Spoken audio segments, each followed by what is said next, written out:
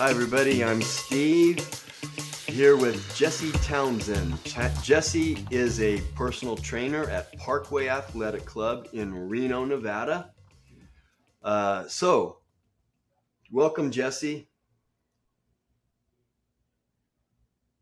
Thanks for having me, Steve. Glad to look be at here. the club, Parkway Athletic Club online. If you want to reach out to me, have questions or comments, you can reach me at stevemain.com. So, Jesse, let's talk about measurements. Mainly, how do we know if we're improving body composition? How do I know if I need to improve? BMI. So, I want to just kind of give you the floor for a minute and talk about, because you're testing people every day, what's the difference? And then I kind of kick in from my experience. I started off as a personal trainer way back in the 80s and now health club owner. But there's so many ways to measure people. And a lot of times they get on the scale, and just because the scale's gone up or down, that doesn't mean it's good.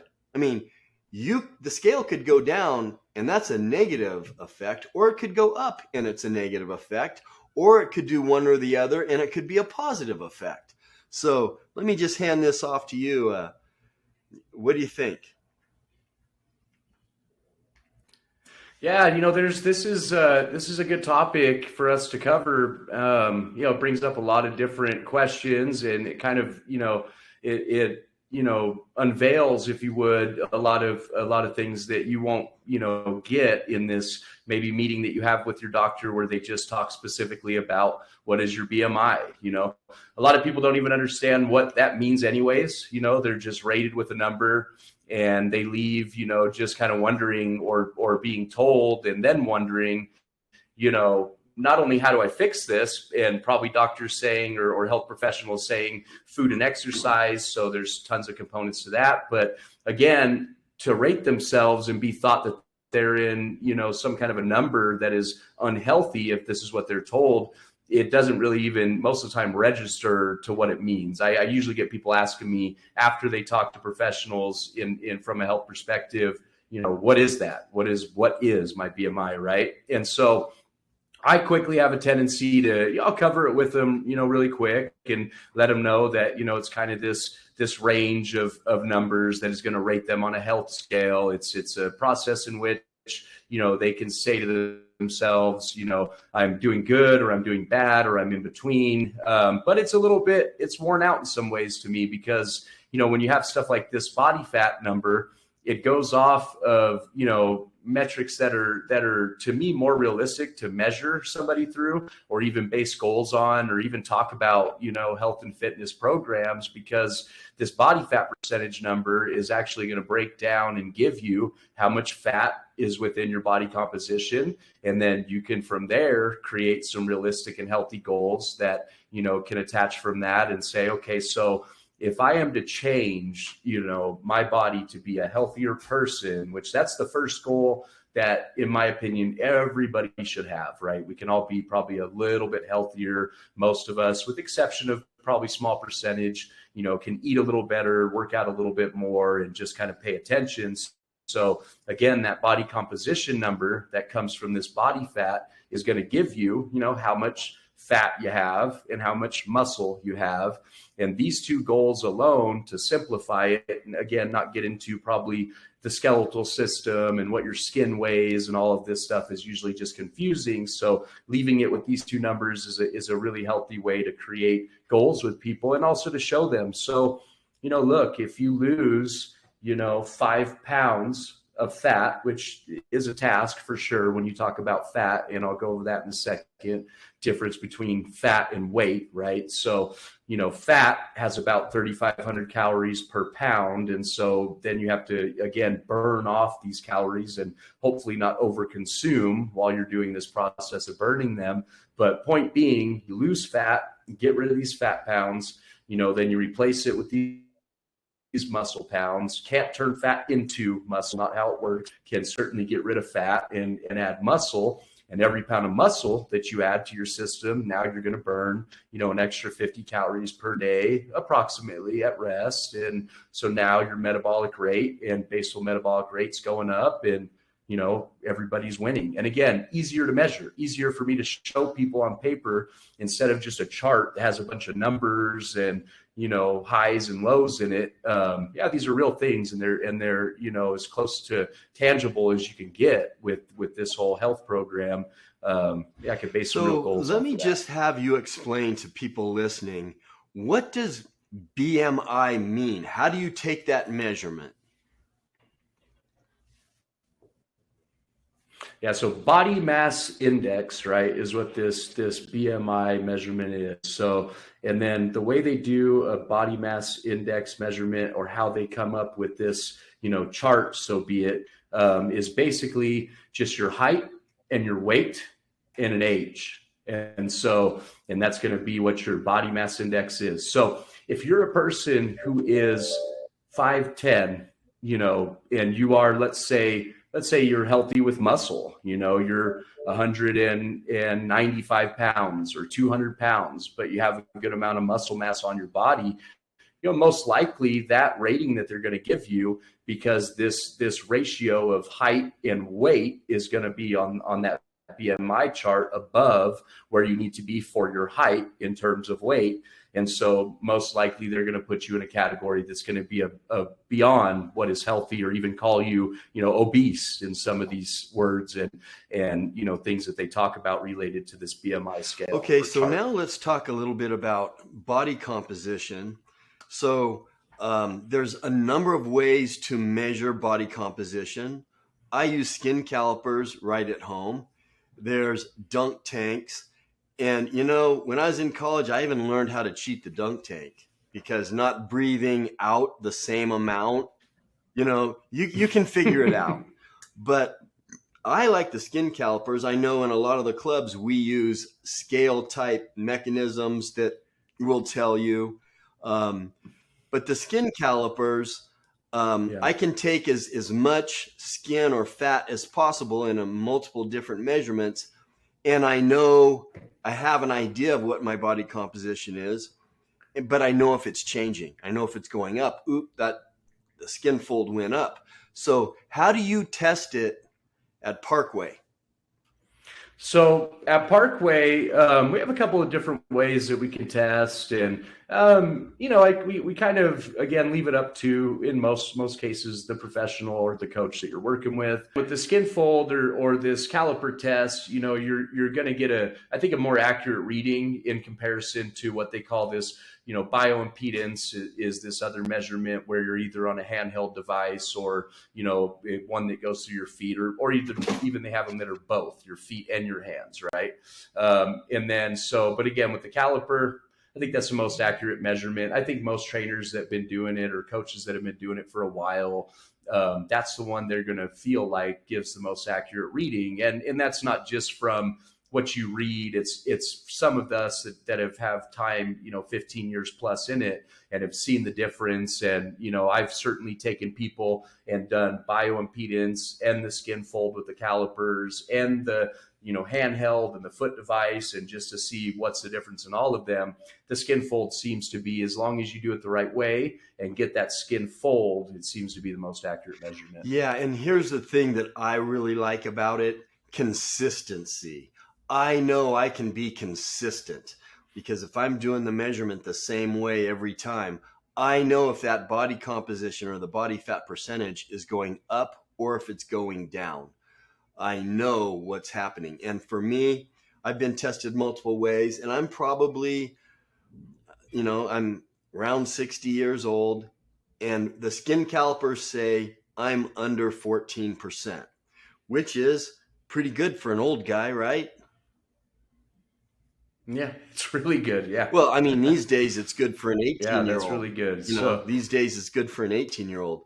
But it'll get me around 13%. So I try to make mine as high as I can make it. But let me ask you this: what's good? I know that Everyone's different. Everyone has different goals. Everyone has different preferences on what looks good and what doesn't look good, what's healthy, what's not healthy. But I don't know, maybe you know the answer to this. What would you say? Because a lot of people, let's take a 50-year-old woman. What would be, in your opinion, what's a good body composition for a 50-year-old woman? So which is going to be way different than a male. So what would you say is a good range if someone wants to be fit, they want to look, pretty lean, and you can do that at 50, you can do that at 60, you can do that at 70. But I'm just picking 50. Yeah. What would you say is a good body composition goal for someone, a woman who's 50 years old? What would that be? Talk a little bit about that.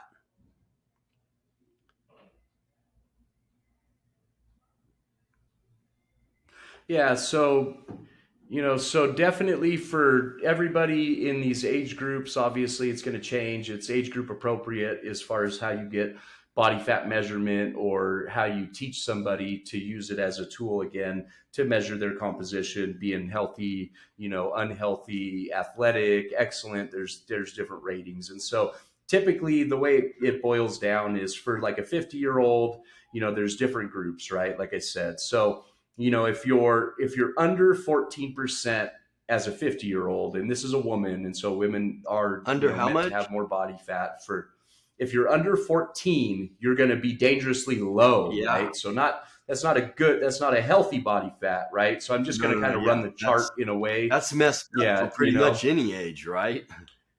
yeah. So 14, or below, For a athletes are woman. We're going to talking operate at about for this a woman. level. Again, for a woman, yeah, that's bad for pretty much all women. They shouldn't be, that low. Maybe a teenager who's an athlete, she could probably get away with that, for a couple, years or so until she gets into her adult years. But that's really low. Yeah, it's like I said, it's considered like dangerously low if you have that body fat for a period of time. So the reason I bring that up is because sometimes you can be very thin and feel like you're maybe at a good rate of level of health, or how you see yourself, but you could still have a body fat percentage that is too low. And actually that's something that sometimes I work on with people, is instead of lowering body fat, sometimes it's raising it. So that's where you're at on that. So again, same 50-year-old woman, where excellent is going to be 14 to 22 and a half, right? Or 20, we'll just say 22 to keep an easy number on it. So again, that's Excellent. like excellent. Yeah, Yep, that's excellent. Mark excellent. that. That's Yeah, excellent. So yeah, that's true. A 50-year-old woman who's 20% body fat, that's excellent. That's pretty shredded.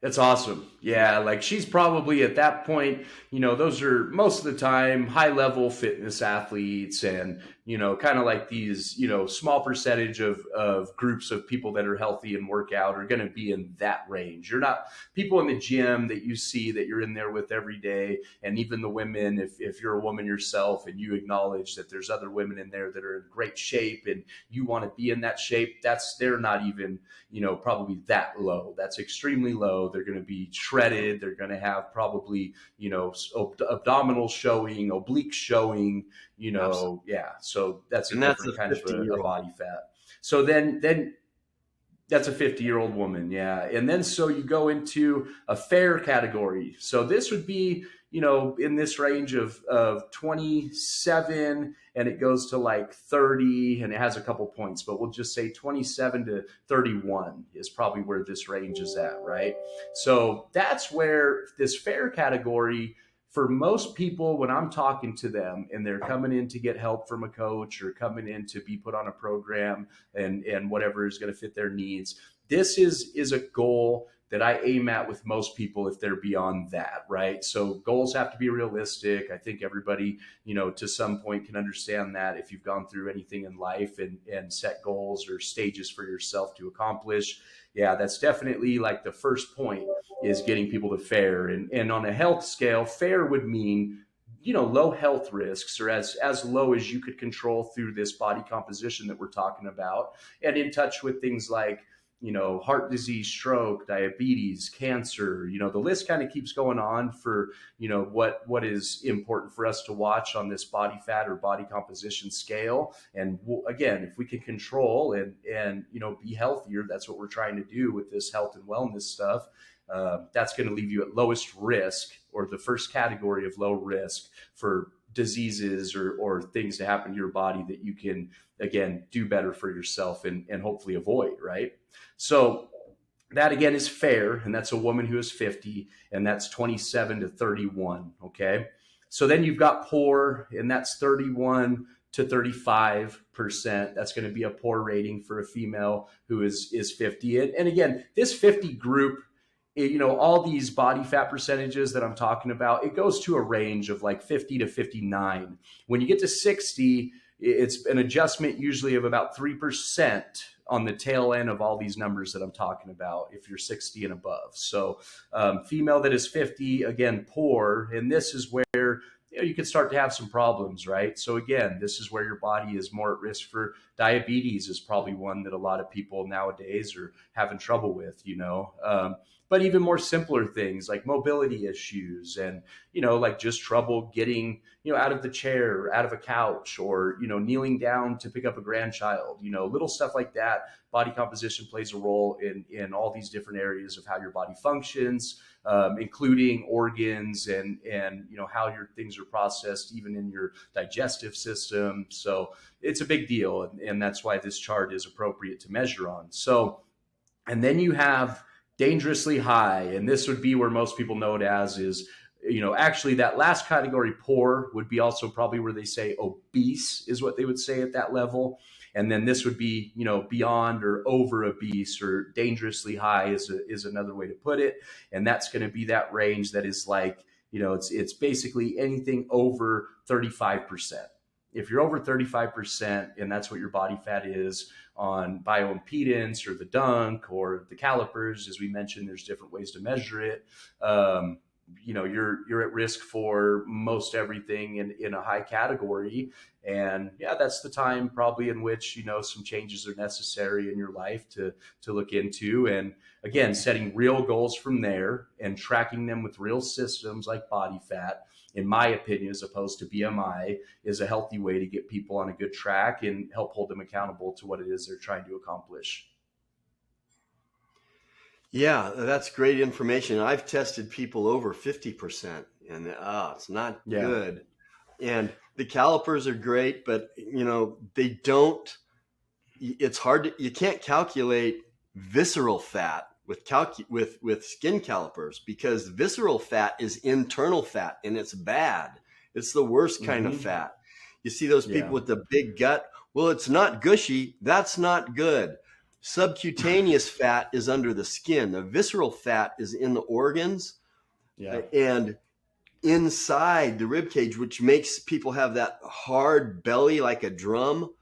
So the skin calipers, that's one case where they might not be that accurate. But I think also, to put it in perspective for women, if you're 28%, you probably got a decent shape and figure for whatever your age. Wouldn't you say 28% or so? It's not rock hard, you're not going to be seeing your abs, but you're not going to look really fat.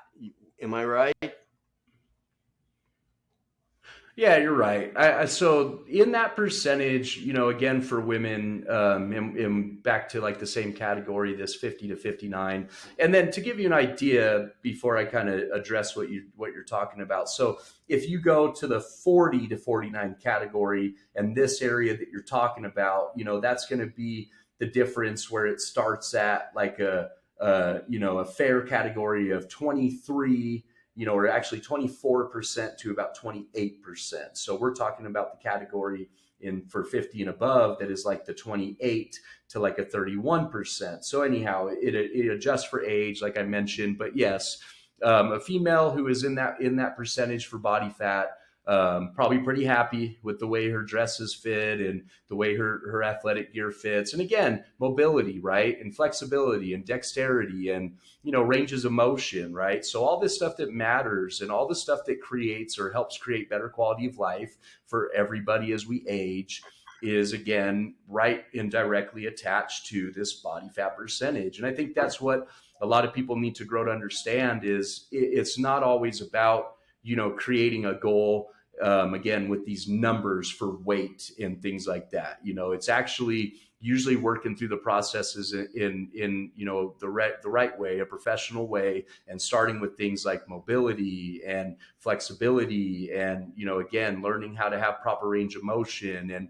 getting range of motion back in parts of your body. I have people that once they drop a few pounds and they lose body fat and they gain muscle, and the muscle is in these areas that they lost it in, and let's say legs or around their hips, their glutes, their hamstrings, their quads, and all of a sudden they're like, man, Jesse, I haven't lost all the weight that I wanted to yet, because that's what most people are focused on, but they're like, man, it's just crazy because I feel so much better. I'm not as tired, and also I can get out of chairs without grabbing things as I stand up. I can do a full squat. Look at me. I can go all the way down. And when I first started, I couldn't even go, 10% down. So again, this body fat thing connects to all of that. And like you were saying, the visceral thing, yeah, that's huge. We've been kind of exposed to that more within the last 10 years or so, as far as what is it? What does it mean? How is it, important to our health? And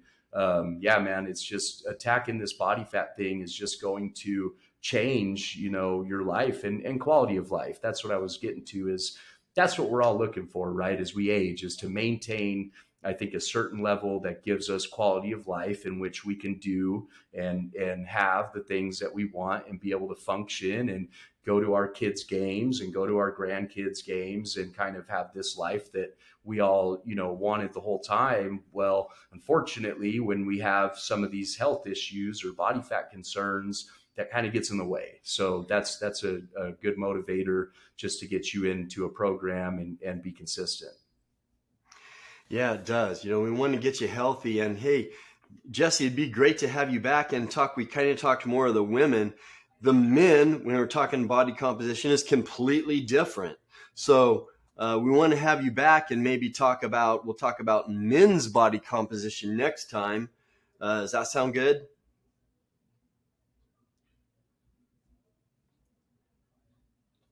So that's Jesse Townsend. We may be losing him there, but that's Jesse Townsend at Parkway Athletic Club. You can check them out online or go down to Parkway and say hi to Jesse. So thanks for being with us, Jesse. Thanks, Steve. Had a great time, man. I'll be back soon.